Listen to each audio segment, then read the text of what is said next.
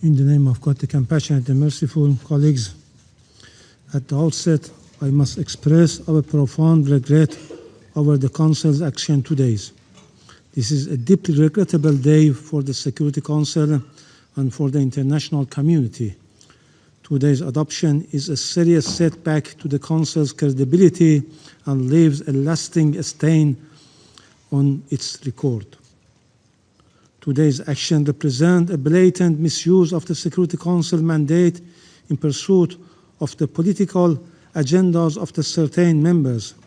The very state responsible for the brutal war of aggression against my country, the regime of the United States, sits on the other side of this chamber as President of the Council, abusing its position while obstructing every effort to bring an end to this barbaric war against the Iranian people and preventing the Council from fulfilling its charter-based responsibilities. Let me make it clear. This resolution is a manifest injustice against my country, the main victim of a clear act of aggression. It distorts the realities on the ground and deliberately ignores the root causes of the current crisis. The very purpose of this biased and politically motivated text, which was pushed by Israeli regime and the United States, is clear: to reverse the roles and position of victims and aggressors. It rewards the regimes of the United States and Israel, which have violated the UN Charter and committed acts of aggression. In doing so, it established impunity and sent a wrong message to the international community, emboldening the aggressors to commit further crimes. Accordingly, we do not recognize the Council's action today. We consider it unjust and unlawful, inconsistent with the United Nations Charter and international law, and an action that completely disregards the established principles governing determination of acts of aggression and breach of the peace. Make no mistake, today it is Iran, tomorrow it could be any other sovereign state. We thank Russia and China for their constructive efforts. Those members that voted in favor of this resolution, particularly the European members of the Council, including France, United Kingdom, Greece, Denmark, and Latvia, have demonstrated that their repeated claims of defending the UN Charter and the principles of international law are nothing more than empty words and hollow rhetoric. These members lacked even the minimal courage to acknowledge the perpetrators of the aggression, Israel and the United States. While concerning the violation of the Charter and international law and speaking of the international peace and security, by deliberately ignoring the flagrant violation of the most fundamental principles of the UN Charter, the prohibition of the use of force, these members have once again shown that for them, respect for the Charter and international law is selective and subordinate to political agenda. The hypocritical and irresponsible conduct once again demonstrate that political consideration take precedence over their professed commitment to international law and the UN Charter. It is evident that these countries are simply implementing political instruction from Washington rather than exercising independent judgment and decision. Regrettably, some members distorting the reality and facts on the grounds and made a cynical and blatant attempt to blame Iran and accuse and condemn Iran while ignoring the root causes of the current situation, whitewashing the US and Israeli heinous crimes and military aggression, especially the massacre of 170 school girls in Minab, as it was Iran that initiated this war. We categorically and strongly reject all the baseless and politically motivated accusations made by some members against my country, which are entirely devoid of any legal foundation. The aim of this accusation is clear: to distort the reality, deflect the attention of the international community from war crimes and crimes against humanity that have been and are being committed against the people of Iran by the Israeli regime and the United States. but the facts prove otherwise and speak loudly and clearly. Against this backdrop, I now wish to emphasize the following points. First, the root cause of the current situation are clear and simple. On 28 February, the United States and Israel regime launched a military attack against the Islamic Republic of Iran in flagrant violation of Article 2, Paragraph 4 of the United Nations Charter and the preventory norm prohibiting aggression. This is an illegal, illegitimate, and unprovoked war began with the cowardly terrorist assassination of the supreme leader of the Islamic Republic of Iran, the highest official of the sovereign member state of the United Nations, along with several senior state officials, and resulted in the deaths and injuries of thousands of civilians. This aggression was accompanied by coordinated attacks on both military and civilian infrastructure, including schools, hospitals, residential buildings, sports facilities, public service centers, and relief facilities across the country. These acts constitute grave violation of international law and serious breach of international humanitarian law. Senior officials of the aggressor states, including the President of the United States and criminal Prime Minister of Israel, have publicly acknowledged and justified this attack, thereby openly admitting responsibility for this unlawful act of aggression. Since 28 February, the continued military strike by the United States and the Israeli regime have martyred more than 1,348 civilians, including women and children, more than 17,000 civilians injured, and destroyed or damaged 19,734 civilian sites.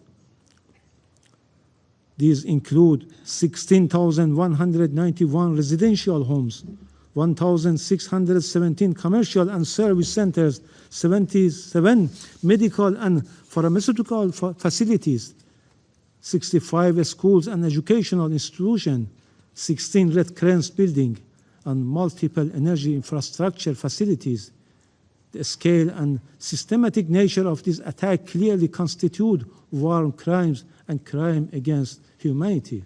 Second, in response to this deliberate and unjustified aggression, the Islamic Republic of Iran has exercised and continues to exercise its inherent right of self-defense in accordance with Article 51 of the United Nations Charter to defend its sovereignty and territorial integrity. And in light of the failure of the United Nations Security Council to discharge its duty and responsibilities under the Charter of the United Nations, has undertaken necessary and proportionate defensive operation against the bases and facilities of the aggressors in the region. Such actions are lawful under international law and have been clearly and repeatedly warned of in advance through various channels and at different levels. Our response is lawful, necessary, and proportionate. Iran targets only the military objective of the aggressors. Our assessment indicates that some of these incidents may have resulted from interception by the United States defense system, which could have diverted from intended military targets. Third, since the beginning of this aggression against the Islamic Republic of Iran by the United States and Israeli regime, the aggressors have also used the territories and facilities of certain third states in the region to launch unlawful military attack. Under the fundamental principle of international law, states are prohibited from knowingly allowing their territory to be used directly or indirectly to cause damage to other states. In addition, UN General Assembly Resolution 3314 of 14 December 1974, Article 3F, has clearly categorized and recognized that the action of a state in allowing its territory, which it has placed at the disposal of another state, to be used by that state for perpetrating an act of aggression against the third state as an act of aggression. Furthermore, as a principle of international law emanating from the jus cogens character of the prohibition of aggression, states must undertake all necessary measures to prevent foreign armed forces based in their territory from committing acts of aggression against other states and must not facilitate or support such acts. It is evident that in the event of the breach of this fundamental obligation, a state whose territory has been used to carry out acts of aggression against a third state bears international legal responsibility, including responsibility for reparation of direct and indirect damage resulting from such attack.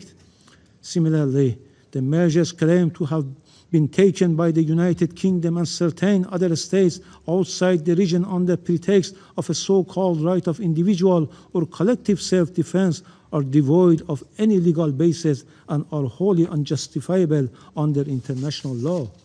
Such action may themselves constitute acts of aggression. Moreover, these states have deliberately refrained from identifying the original aggressors, namely the United States and Israeli regime, and have in effect attempted to reverse the roles of victims and aggressor. Fourth, the aggressors, in particular the United States, are under an obligation to make full reparation for the injury caused by the ongoing violation against Iran and its citizens, including any damage incurred.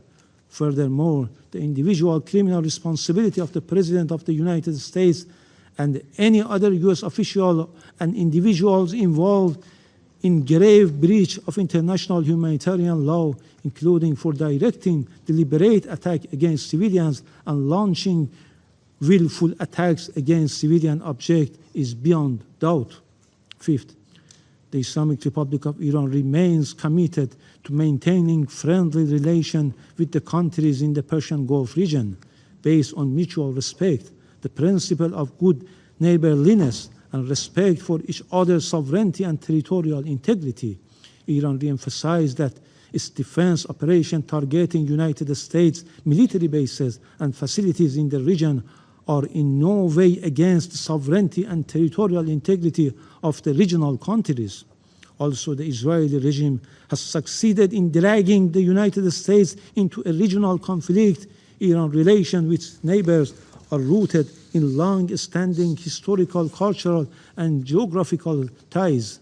Once the current tension diminish, Iran and its neighbors countries will inevitably return to their traditional relation of cooperation, mutual respect, and good neighborliness.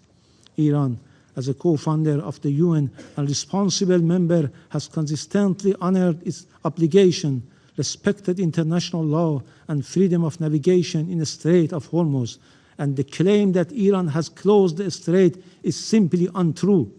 Meanwhile, Iran will never abandon its right under international law to protect its sovereignty, territorial integrity, national and vital interests as it deems necessary.